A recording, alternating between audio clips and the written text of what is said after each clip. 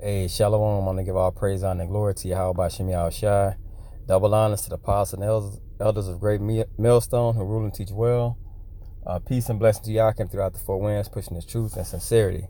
Okay, this is another little part to the new recites the old. Now I'm in the book of Luke, and it's basically just going into how Christians try to sever ties from the Old Testament and New Testament, basically saying that we don't use the old anymore.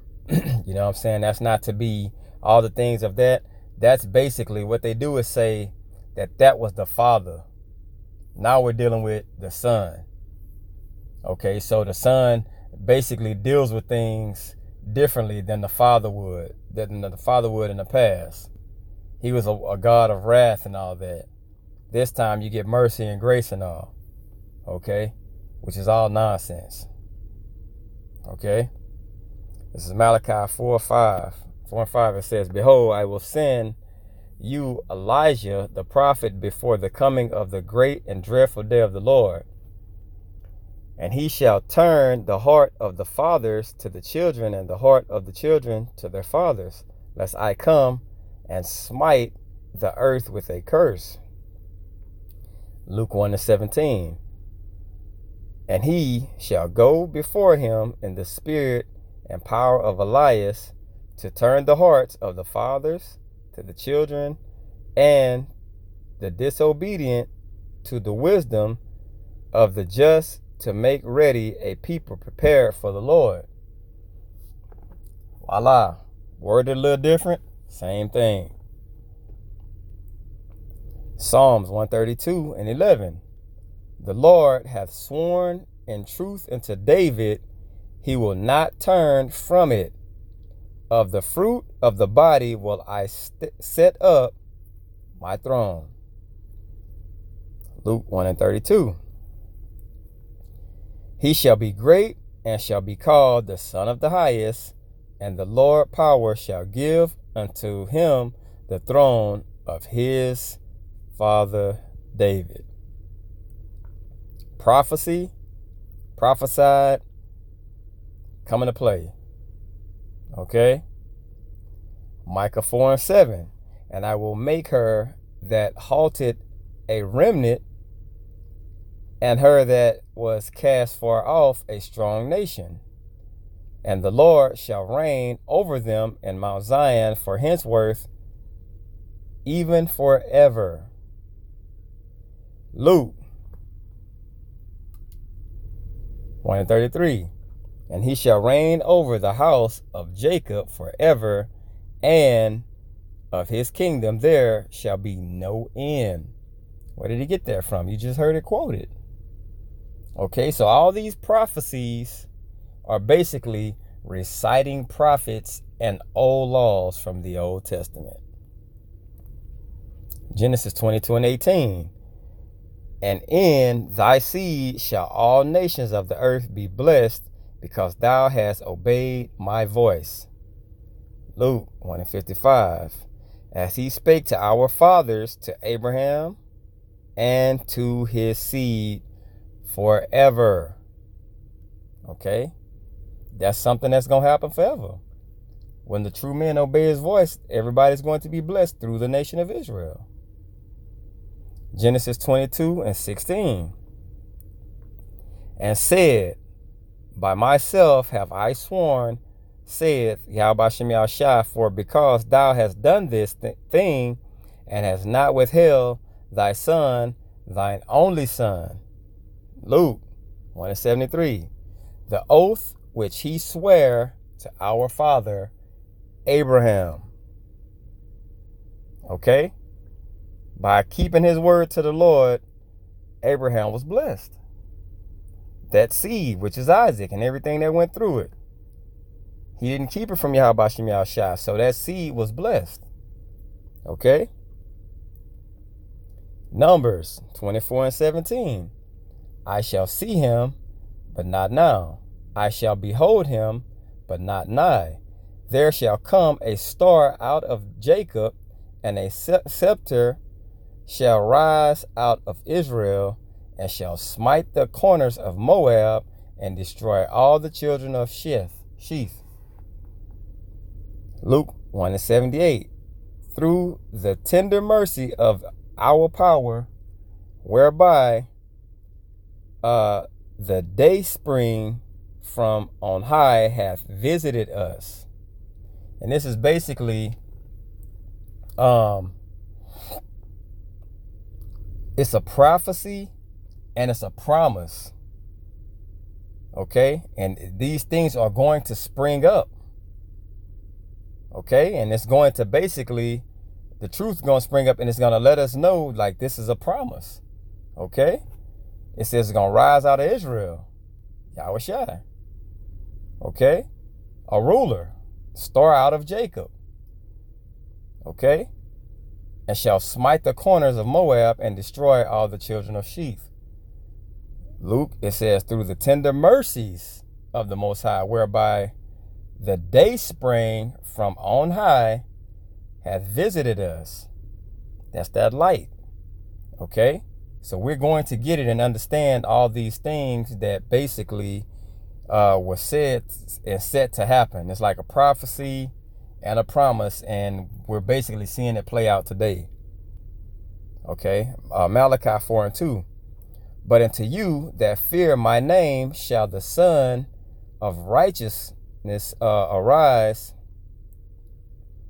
with healing in his wings, and ye shall go forth and grow up as calves of the stall. Once again, Luke 1:71. Through the tender mercy of our power, whereby the day spring from on high hath visited us. We just seen right here. It says, unto them, you that fear my name, shall the Son of Righteousness arise. Okay? And that day spring, what happens? The sun arises. So it's something that was granted and received. Okay? Isaiah 9:2. The people that walked in darkness have seen a great light. They that dwell in the land of a shadow of death, upon them hath the light shined. Luke 1:79. To give light unto them that had sit in darkness and in the shadow of death, to guide our feet to the way of peace. And this goes right back to this one up here. Yahushua had to come to all these things, so all these things could be set in stone. Okay, and prophecies play out. Leviticus 12:3-4. And in the 8th day, the flesh of his foreskin shall be circumcised, and she shall then continue in the blood of her, purifying 3 days. She shall touch no hallowed thing, nor come unto the sanctuary until the days of her purifying be fulfilled. Okay? Luke 2:21, it says, and when 8 days were accomplished for the circumcision of the child, his name was called Yahushua, which was so named the angel before he was conceived in the womb. And when the days of her purification, according to the law of Moses, and this basically tells you that Yahushua was born of a man. Okay, these are things that were set in stone in the laws that women had to do. Okay, so if Mary had sex with an angel, that bullshit, why is she performing and not going around the sanctuary or her husband or touch no other, like go to her man or go around anything? She had to be put away so she could be purified and cleansed. Why is she performing this act if it was a spirit that went into her? Why does she have to perform these things? She's not around spirits now. So how can she touch spirits? Fuck out of here, man. But it says, 22, and when the days of her purification according to the law of Moses were accomplished, they brought him to Jerusalem to present him to the Lord. Okay? Exodus 13 and 2. Sanctify unto me all the firstborn whatsoever openeth the womb among the children of Israel, both of man and of beast, it is mine. Luke 2 and 23. As it is written in the law of the Lord, every male that openeth the womb shall be called holy to the Lord. Voila. Where do we get it from? Old Testament. Leviticus 12 and 8. And if she be not able to bring a lamb, then she shall bring 2 turtles and 2 young pigeons, the one for the burnt offering and the other for a sin offering, and the priest shall make an atonement for her, and she shall be clean. Luke 2 and 24. And to the offering a sacrifice according to that which was said in the law of the Lord, a pair of turtle doves or 2 young pigeons. All we're getting is recital. It's reciting. Isaiah 8 and 14. And he shall be for a sanctuary, but for a stone of stumbling, and for a rock of offense to both the house of Israel, for a gin, and for a snare to the inhabitants of Jerusalem. And many among them shall stumble and fall, and be broken, and be snared, and be taken. Luke 2 and 34. And Simon blessed them, and said unto Mary his mother, Behold, this child is set for the fall and rising again, and many in Israel, and for a sign which shall be spoken against, because he's going to be, and things he's going to do is going to be offensive. It's going to be stumbling blocks. It's going to be parables. It was already prophesied. Okay? Hope this is edifying. I want to give all praise, honor, and glory to Yahweh Shem Yahushua. Double honors to the Apostle Nel's Great Millstone. Peace and blessing to you. I can push this truth throughout the 4 winds. Shalom.